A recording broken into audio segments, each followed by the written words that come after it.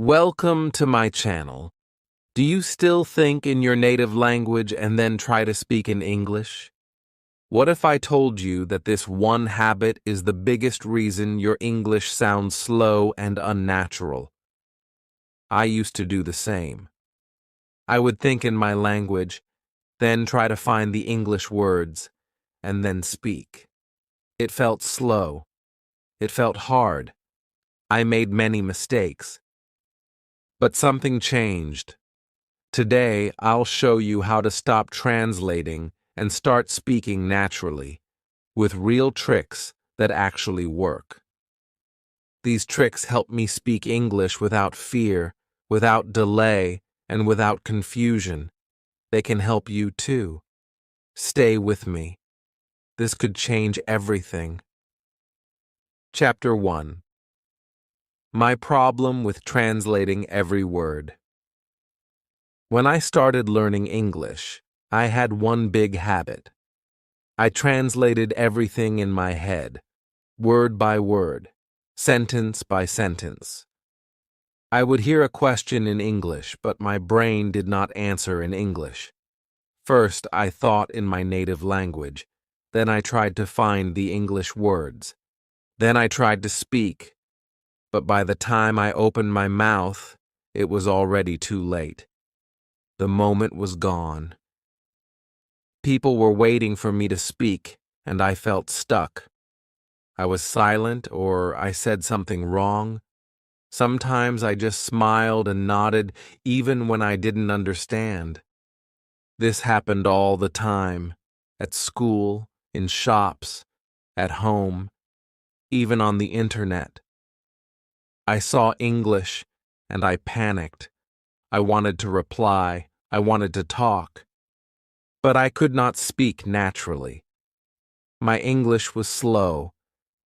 My English was broken. My English was not me. And I knew why. It was because I was trying to translate everything in my head. I remember one moment clearly. I was at a family dinner. My cousin had returned from abroad. He spoke perfect English. He asked me a simple question. What do you like to do in your free time? I knew the answer in my language. I wanted to say, I like reading books and watching movies. But I couldn't say it. I tried to translate every word. I like book. I see film. My voice shook. My sentence was wrong. Everyone laughed, not to hurt me, but I felt small. I felt like a failure. That night I cried. I looked at myself in the mirror. I said, why can't I speak? I know the words. I know the grammar. I study every day. But when it's time to talk, I freeze. I realized something. The problem was not my memory. The problem was not my brain. The problem was translation. I thought translation was helping me, but it was actually blocking me. It made me slow. It made me unsure. It made me scared. I understood that my brain was doing too much. First, it translated. Then, it tried to fix the grammar. Then, it worried about the sentence. No wonder I couldn't speak well. I was not thinking in English. I was translating in my head, and that was the mistake. After that night, I made a promise to myself. I said, no more translation. I will find a better way. That was the beginning of a big change. A small decision, but a powerful one. I knew it wouldn't be easy. I knew I would still make mistakes. But I was ready to stop depending on my native language. I wanted to speak English directly, naturally, confidently. If you feel this way, if you translate every word and still feel stuck, then I want to tell you, you are not alone. I was there. I understand your struggle. I know how it feels. And I also know that you can change it. This is the first step, understanding the problem. And the problem is not you. The problem is translating every word in your head.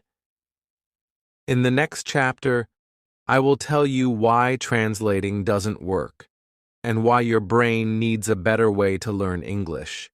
Stay with me. The change begins here. Chapter 2. Why translating doesn't work. When we learn English, most of us begin with translation. It feels like the only way. We know our language, so we try to use it as a bridge. We hear something in English, and our brain runs back to our mother tongue to understand it. Then we search for the English words to say. But this method doesn't help when you want to speak fluently. In fact, it stops you. Let me explain why. Every language has its own structure, its own word order, its own grammar rules. What sounds normal in one language sounds strange in another. For example, in my language we say, Main seb khatahun. If I try to translate it directly, it becomes, I apple eat. But in English, we don't say it like that. We say, I eat apple. The words are the same, but the order is different. If I translate directly, the sentence is wrong. This is the biggest problem with translating. Your brain tries to follow the rules of your language while speaking English. It mixes the two, and that creates confusion. You feel nervous. You stop in the middle. You lose confidence. You say, why can't I speak properly? But the truth is, it's not your fault. It's the habit of translation that causes this problem.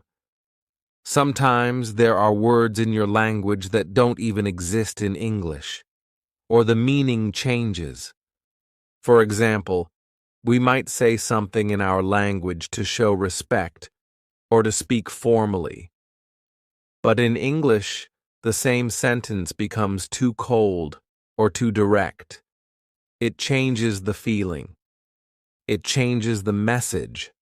Translation breaks that emotion. The listener feels something else, not what you meant. That's not all. Some English phrases cannot be translated at all. For example, think about idioms. We say, it's raining cats and dogs. If we try to translate this into another language, it will sound funny or nonsense. It's not about animals. It means heavy rain. But if you always translate in your head, you will miss the meaning. You will say something wrong, or stay silent because it doesn't make sense. I used to do this. Every time I wanted to speak, I first created the sentence in my language. Then I translated it in my head. Then I spoke. But it took too long. I always felt behind. People spoke fast. I was still thinking. The moment was gone. I missed my chance. I stayed quiet. I felt small. It became clear to me, English is not just new words, it's a new way of thinking. You can't use your language's map to travel in English. You need a new map. You need to learn how English sentences work. You need to learn to think in English, not translate into it. This truth was hard for me at first. I thought, if I don't translate, how will I understand? But the real question is, if I keep translating, how will I ever speak naturally? This question changed me. It woke me up. I realized that I needed to train my brain to think directly in English, even if it was slow in the beginning. I had to stop using my first language as a support. I had to walk on my own. And the good news? Your brain can do it. It just needs time. It needs training. It needs the right practice. In the next chapter, I will tell you what happened the day I decided to stop translating, and how that one choice helped me take my first real step toward natural English. If you have been translating every sentence in your head, don't worry. Many people do. I did it too. But now you know the reason why it doesn't work. You are ready to try something better. Let's take that step together. Chapter 2. Why translating doesn't work. When I was learning English, I thought translation was the best way. I thought, I already know my language, so I will just translate each sentence into English. It sounded easy, it felt safe, but I was wrong. That method made my English slow. It made me feel confused. It made me speak with fear. I didn't know it in the beginning, but later I understood. Translation was the biggest mistake I was making. Let me tell you why. Every language is different. The words are different. The grammar is different. Even the word order is different. In my language, we say, Main seb katahun. If I translate it directly into English, I say, I apple eat. But this is wrong in English. The correct way is, I eat apple. So you can see, if we try to translate word by word, the sentence becomes strange. People will not understand us, or they will think we don't know English, and we lose confidence. That's just one sentence. Now think about long sentences. Think about feelings, emotions, jokes, or idioms. They are even harder to translate. For example, in English, people say, break the ice. But if I translate it into my language, it means breaking real ice. That makes no sense. But in English, break the ice means to start a conversation in a friendly way. So if we try to translate, we lose the meaning. We lose the real message. We say wrong things, or we say nothing at all. When we translate, our brain does extra work. It hears English, then it goes back to our native language. Then it tries to make a sentence. Then it comes back to English. This takes time. It's like walking in a big circle when you can just take one step straight. This is why we feel slow when we speak. This is why we feel tired. This is why we feel nervous, because our brain is doing too much. I remember when someone asked me in English, "What do you do?" I wanted to answer. I knew what to say in my language, but I started translating in my head, and I forgot the English words. I said, I do study, work, something. It didn't make sense. I saw the other person's face. They didn't understand me, and I felt ashamed. I said to myself, why can't I speak clearly? But now I know the answer. I was translating. And I also remember another moment.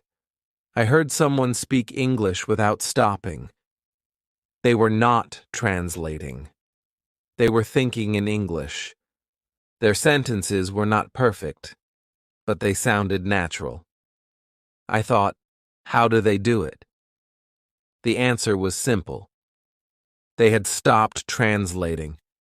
They had trained their brain to think directly in English. That was the day I started to understand. Translation is not the real way.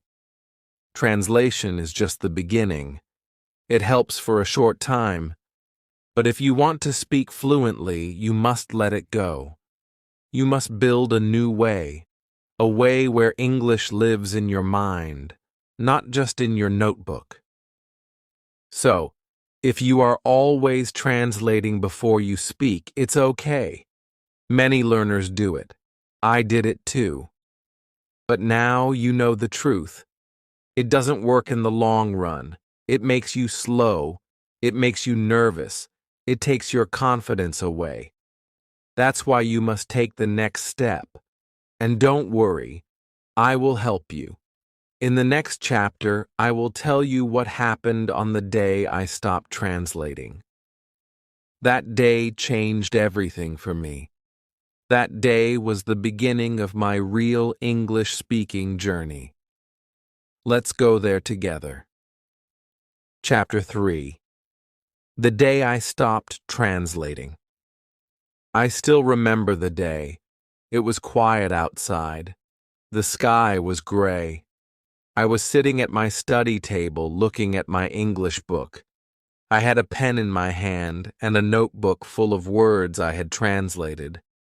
I had written meanings in my language for every English word I learned. Page after page. Word after word. I thought I was doing the right thing. But I still couldn't speak. I still couldn't think in English. And I felt tired. Tired of translating. Tired of forgetting. Tired of feeling small when someone spoke English fast. That day, something inside me broke. Not in a bad way. In a way that wakes you up.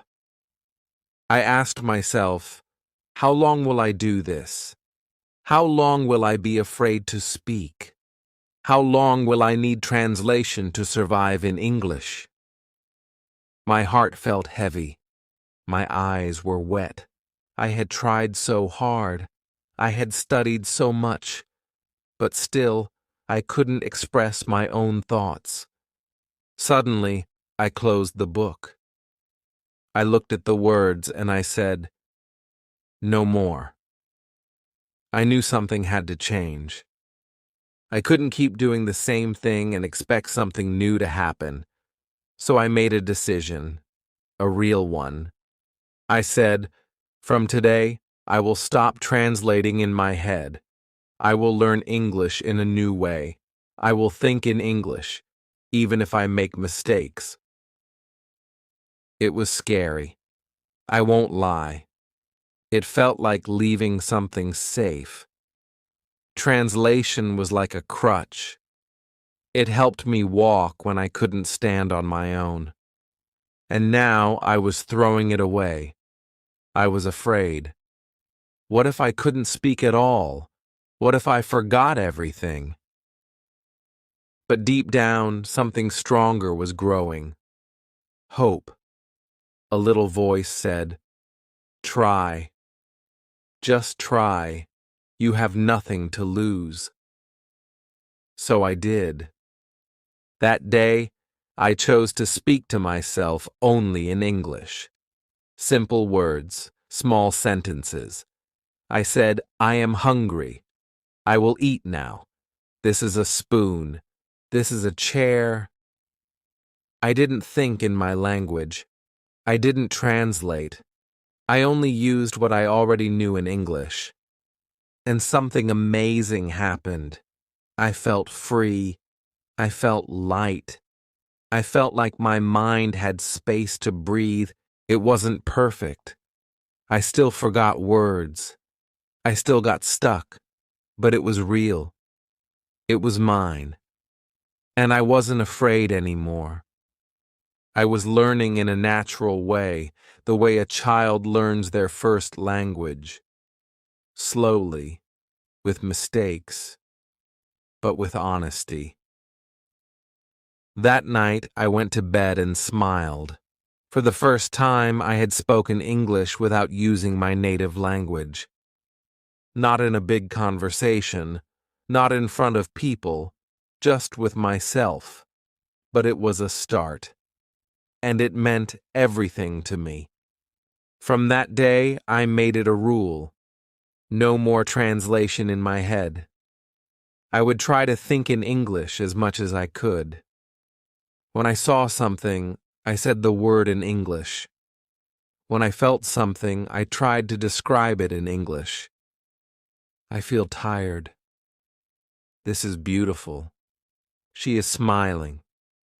It felt strange at first, but after some time it became easier. It became normal. That day was not just about stopping translation.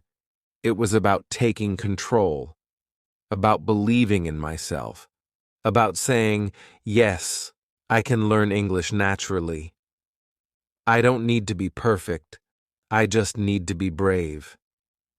Maybe you are also at that point. Maybe you are tired of translating just like I was. Maybe your heart also says, try a new way. If yes, then do it. Trust me, you can. It's not easy, but it is powerful. In the next chapter, I will tell you how I began thinking in English using small, simple words. That's how I trained my brain to work in English without fear, without translation. And you can do it too. Let's take that step together. Chapter 4. Think in English with small words first. After I stopped translating in my head, I felt free. But I was also confused. I thought, if I don't translate, what do I do instead? I needed a new way, a better way. That's when I found the first step, thinking in English with small words. Very small, very simple. I'm talking about easy sentences like, I am happy, this is a pen, or he is here. That's how I began. That's how I trained my brain to think in English without fear. You don't need big grammar to begin. You don't need long, complex ideas. You just need small, safe sentences that feel like home. When I woke up in the morning, I would say to myself, I am awake. I would look outside and say, it is sunny. I would look in the mirror and say, I am tired. No one was watching. No one was judging. I was just thinking in English, one small sentence at a time. This was new for me. Before, I always tried to say big things. I wanted to sound smart. I wanted to speak like native speakers. But that only made me more afraid. I would start a sentence and stop halfway. My brain got stuck. My words disappeared. That's why I say this now. Don't begin with long sentences. That's the wrong way. It looks powerful, but it makes your journey slow. It takes away your confidence. It brings back the habit of translation. And we don't want that. So here's what to do. Start simple. Use what you know. Say small things in English to yourself every day. This is my phone. The tea is hot. I am busy. She is kind. These are not just sentences. These are thoughts. And every thought is a little seed. When you plant many seeds, they grow. That's how fluency begins. Here's one trick I used, and it helped me a lot. I looked around me and named things in English. If I saw a chair, I said, chair. If I saw a clock, I said, clock. If I saw my shoes, I said, these are shoes. It was simple, but it worked. My brain started using English without asking for translation. It became a game for me. Every time I saw something, I said the word in English. You can try this too. Look around right now. What do you see? A wall? A window? A light? Just say the name in English. Then try to make a tiny sentence. This is a wall. The window is open. The light is on. That's it. Don't try to say something deep or clever. Not yet. Just practice short, clear thoughts. You can also use your feelings. When you feel something, try to say it in English. I am cold. I feel sleepy. I am hungry. These feelings are part of daily life. And when you use English to express them, your brain starts to think naturally in English. You stop running to your native language. You stop translating. Sometimes I would even speak to myself while walking, softly, just to practice. I am going to the market. I see a dog. There are many people here. It felt strange in the beginning, but after a few days, it felt normal. And after a few weeks, I could think in English without effort. It became my habit. Thinking in English is not about grammar tests or big words. It's about building small moments every day.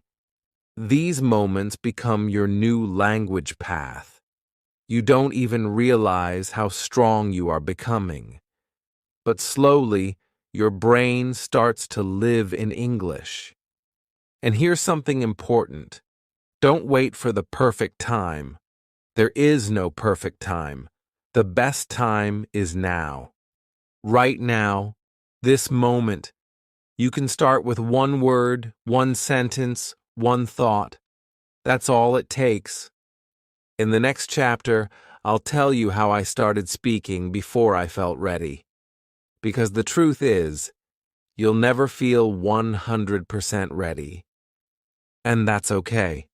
Fluency comes when you step forward even when you feel nervous. Let me share how I did it, and how you can too. Chapter 5. Speak before you're ready. I want to tell you something important today, something that changed my life.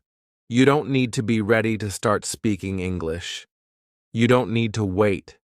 You don't need to be perfect. If you wait until you're ready, you may wait forever. I know this because I waited too long. I kept thinking, I need more words first. I need better grammar. I will speak when I'm perfect. But that day never came.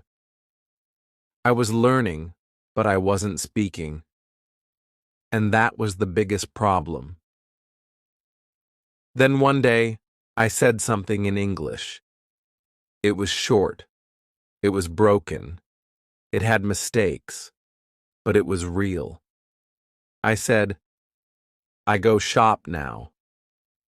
A small sentence. Wrong grammar. But I said it. And do you know what happened? The person understood me. They smiled. They answered. They didn't laugh. They didn't judge. That moment gave me courage. That was the day I stopped waiting to be perfect. In the beginning, I made many mistakes. Sometimes I said, he go to school instead of he goes to school. Sometimes I forgot the right word. Sometimes I felt embarrassed. But slowly, I understood something.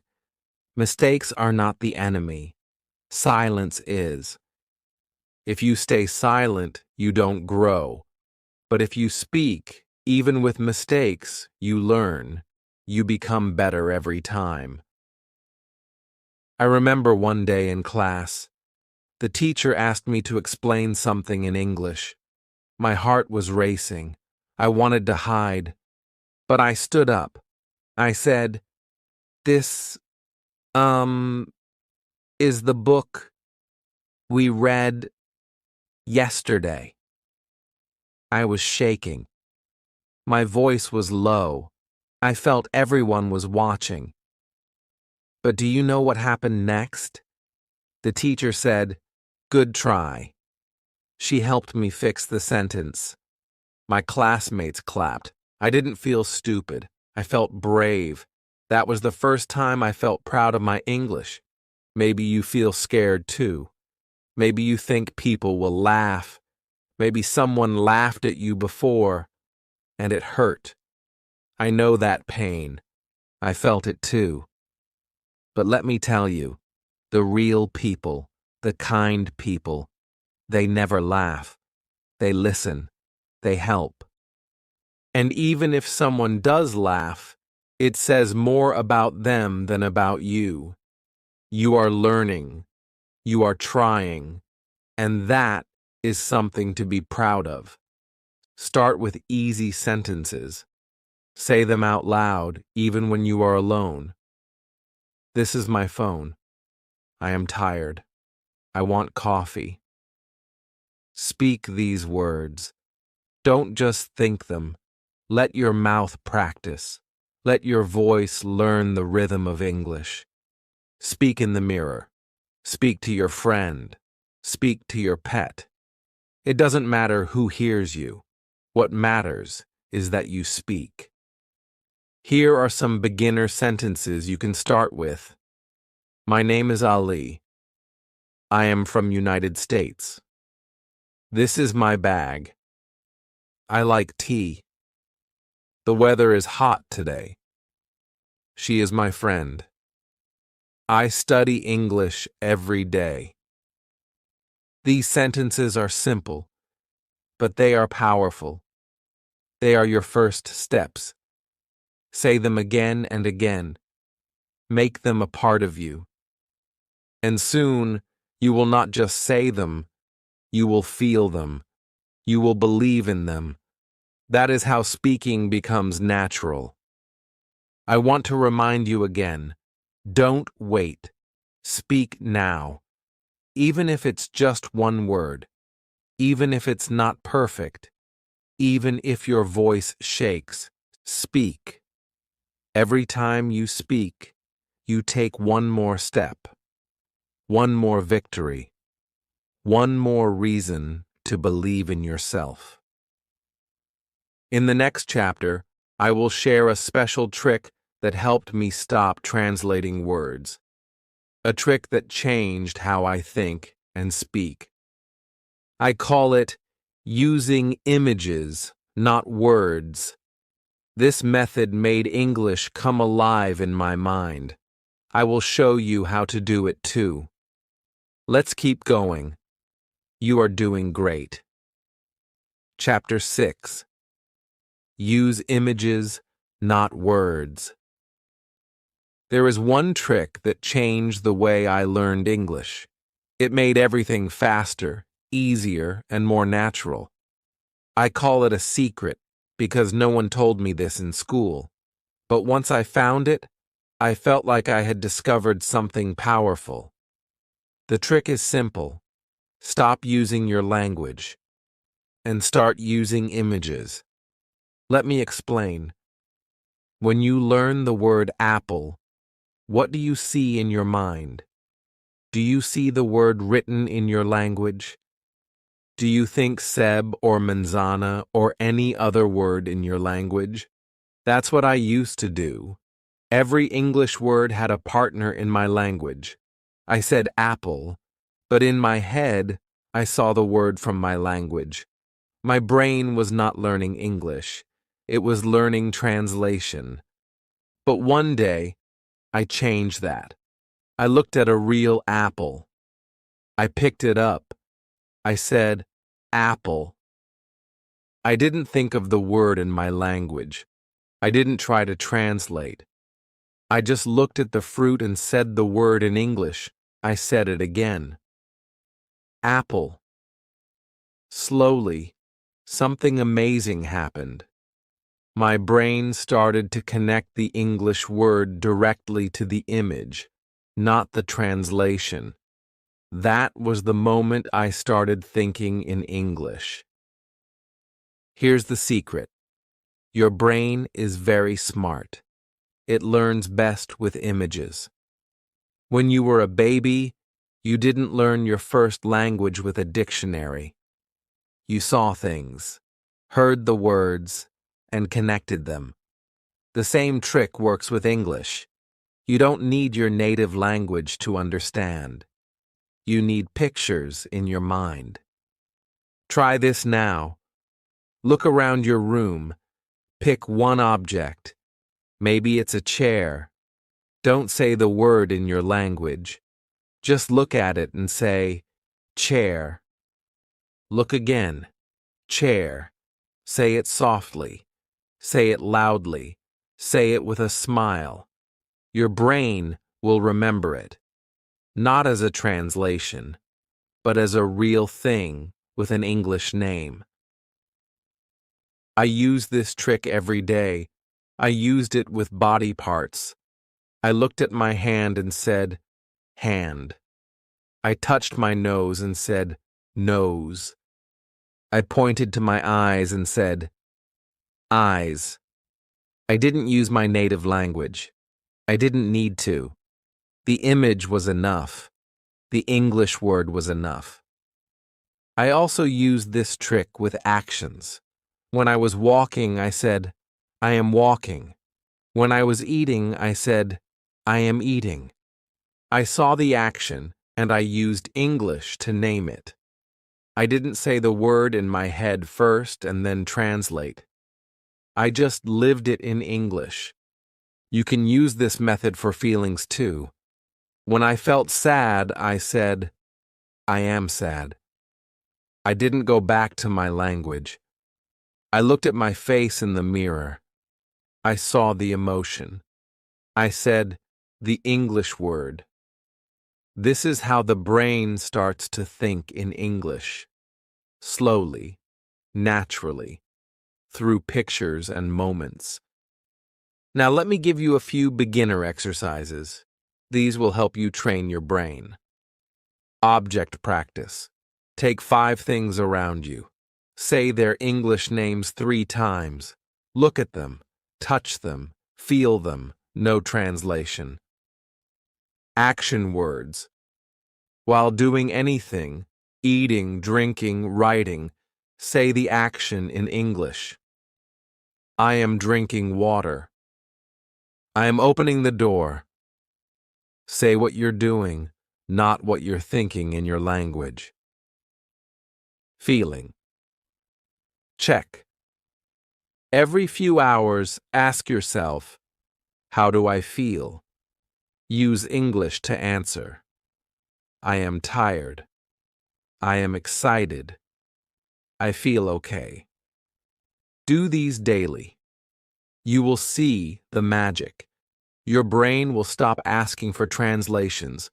It will go straight to English. That's when you'll know you are starting to live in English. When I started doing this, I felt something strange at first. It was like letting go of an old friend, my first language. But then I realized something. I wasn't losing anything. I was gaining something new.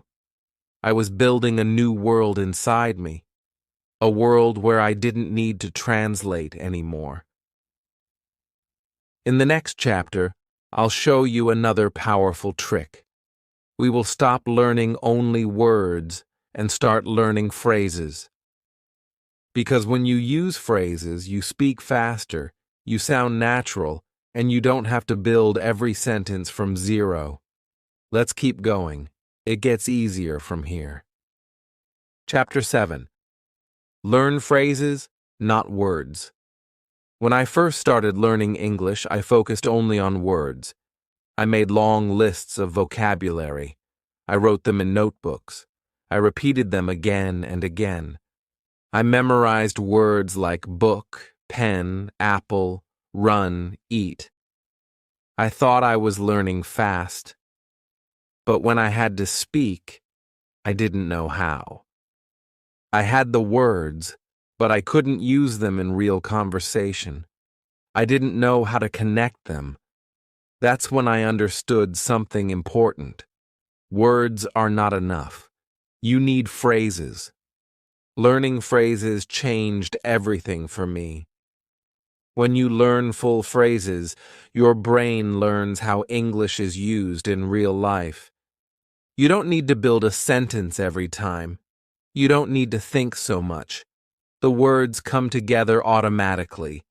It feels easy. It feels natural.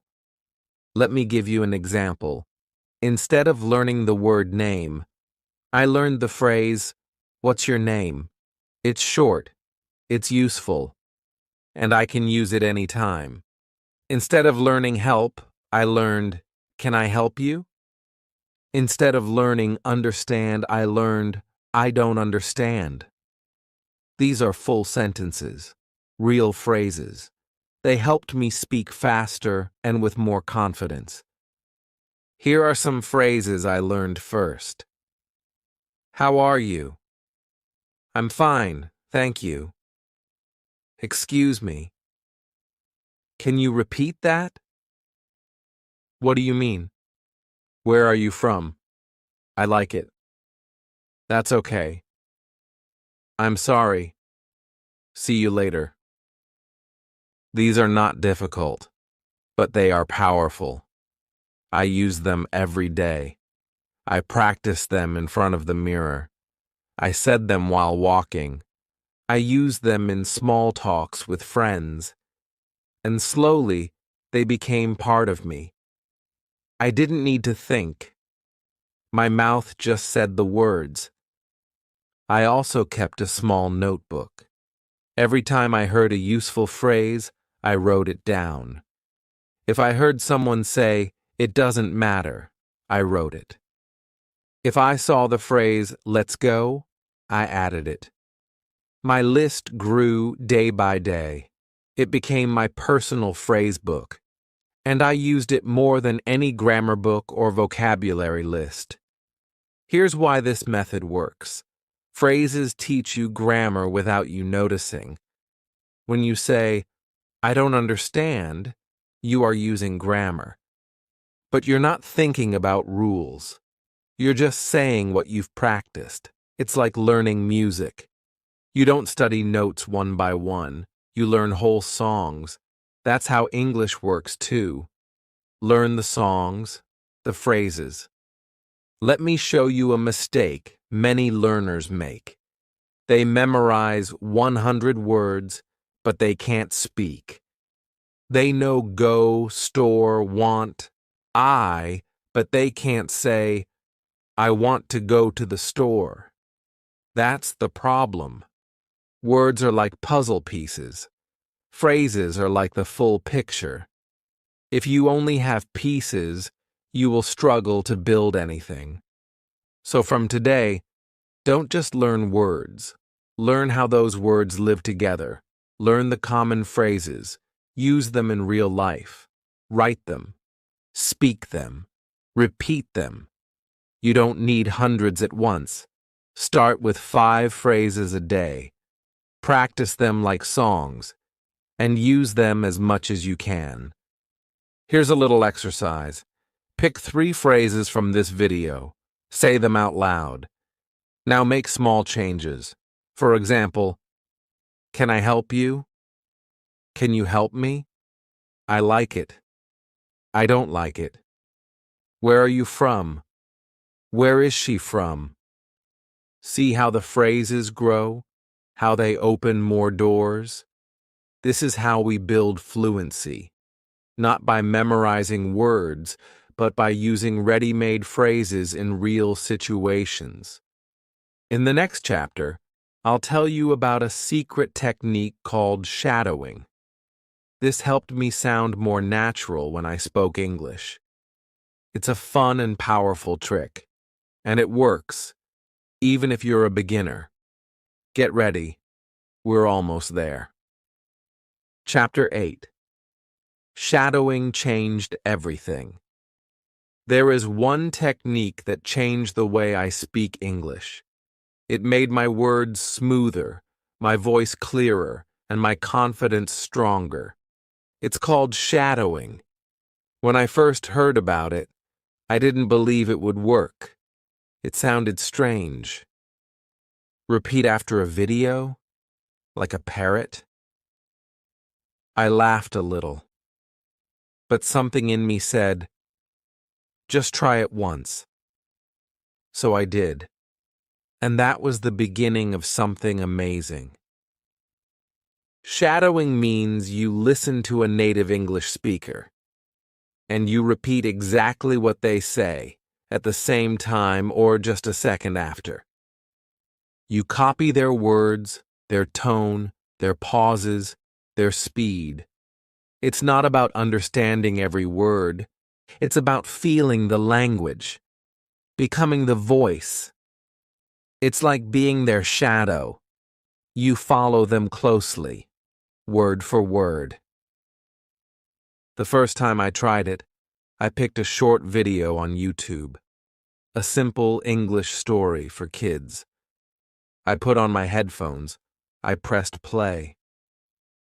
The speaker said, "Hello, my name is Tom," and I repeated, "Hello, my name is Tom." It felt funny. I was alone in my room, talking to a screen. I smiled at myself. This is silly, I thought, but I kept going. I like apples. I like apples. This is my house. This is my house. After just 5 minutes, I noticed something. I wasn't thinking in my language. I wasn't translating. I was just copying the sounds. And for the first time, my English didn't feel broken. It felt alive. I started doing shadowing every day, just 5 to 10 minutes, sometimes with stories, sometimes with news, sometimes with short conversations. I chose easy videos at first. I listened. I spoke. I paused. I played again. I copied everything, even the and the yeah. I tried to become the speaker, and slowly, something changed. My pronunciation got better. I didn't sound like a robot anymore. I started using natural rhythm. My voice flowed. I didn't pause so much. I didn't feel stuck. I didn't feel scared. Before shadowing, I would speak and stop, speak and think, speak and worry. After shadowing, my sentences came out more smoothly. I had more control. I had more music in my voice. That's the power of shadowing. It trains your mouth, your ears, and your brain all at the same time. Let me show you how you can try it too. Choose a short English video, maybe 1 to 2 minutes long.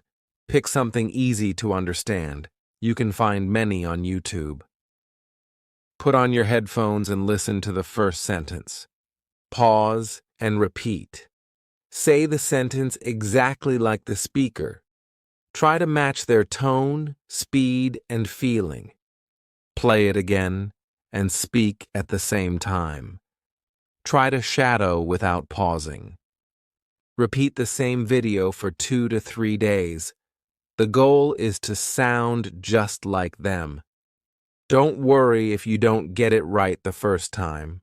I didn't either. At first, I spoke too slowly. My timing was off. My words didn't match. But I didn't stop. Every day, I got better. And you will too. Shadowing is not just for pronunciation.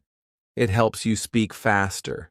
It helps you understand spoken English better. It teaches you real phrases, real intonation, real English, not the textbook kind. And the best part? You don't need anyone else. You can do it alone, just you and your voice. That's what makes this practice so powerful. It builds your fluency in silence. And one day, when you finally speak in public, people will say, "Wow, you sound natural." I still do shadowing, even today, just a few minutes every day. It's my way of staying connected to English. It's like exercise for my speaking muscles, and every time I do it, I feel more confident. Now that you know this trick, You can try it today. Pick a video, hit play, be the voice. Don't just learn English, feel it, live it, speak it. And in the final chapter, I will show you how to make English part of your life, not just a subject you study. This is the last and most important step. Stay with me. We are almost there. Chapter 9. Make English a part of your life. This is the final chapter, and it is the most important one, because now you know all the tricks. You know why translating doesn't work. You know how to think in English with small words. You know how to speak before you're ready. You've learned to use images, phrases, and shadowing.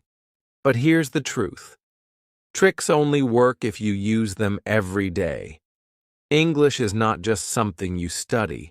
It has to become a part of your life. That's what I did. I stopped thinking of English as a school subject. I stopped waiting for the right time to study. I started living with English. I made it my habit, my routine, my second skin. It became part of everything I do, not just in books, but in my thoughts, my voice, my world. Every morning, I started my day with English. Before checking my phone, I said, "Good morning. I feel fresh today." Just one sentence. Then I would look outside and describe what I saw. The sky is blue. The sun is bright. These were small moments, but powerful. They helped my brain stay in English mode. I listened to English songs while brushing my teeth. I didn't understand every word, but I sang along anyway. I learned lines by heart. Let it go, or I'm on top of the world. Music made English fun. It trained my ears without pressure. It gave me rhythm and joy. I watched short videos in English during lunch. Not long, just 5 minutes. A story, a cartoon, a scene from a movie. I tried to repeat what I heard. I paused. I shadowed. I smiled when I understood something new. I was not just watching. I was learning without knowing. When I walked to class or went outside, I named things in English.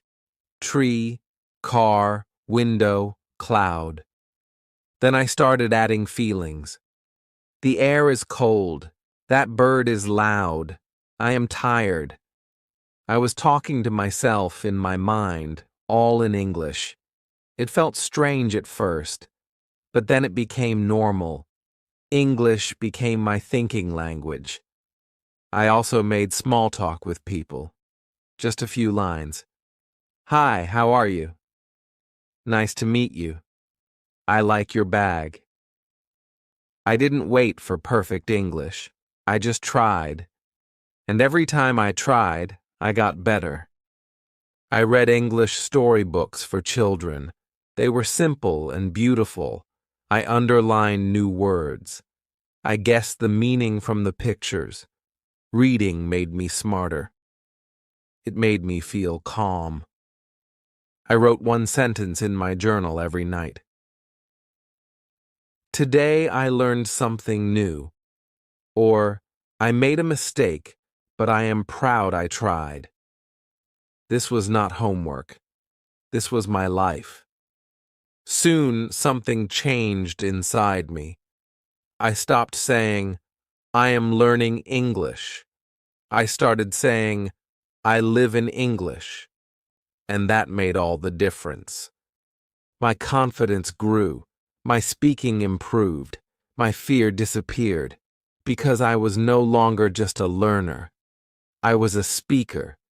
You don't need to study 8 hours a day. You don't need a perfect teacher. You don't need expensive books. You just need to bring English into your world. One small moment at a time, every day. Let English walk with you, talk with you, laugh with you, think with you. This is not just practice. This is who you become. English is not just something you do. It becomes a part of you, a part of your story, a part of your voice. So if you feel lost or tired, remember this. You are not alone. I was like you. I struggled. I doubted myself, but I kept going, and now I speak freely. You can too. You have everything you need. You just need to start and never stop. In the next moment, say one sentence in English, any sentence. Speak it out loud. That's your first step. Then take another and another. And one day you'll look back and say, yes, I did it. You are not learning English anymore. You are living it. If this video helped you understand how to stop translating and start thinking in English, then please like this video, subscribe to this channel, and write in the comments. I will speak naturally. Your one comment could inspire another English learner who is feeling shy, nervous, or unsure. And remember, you don't need perfect English. You need real, simple, natural English, and you can do it. Speak with heart. Speak with courage. Speak with love. Your journey has already begun. Now, keep moving forward.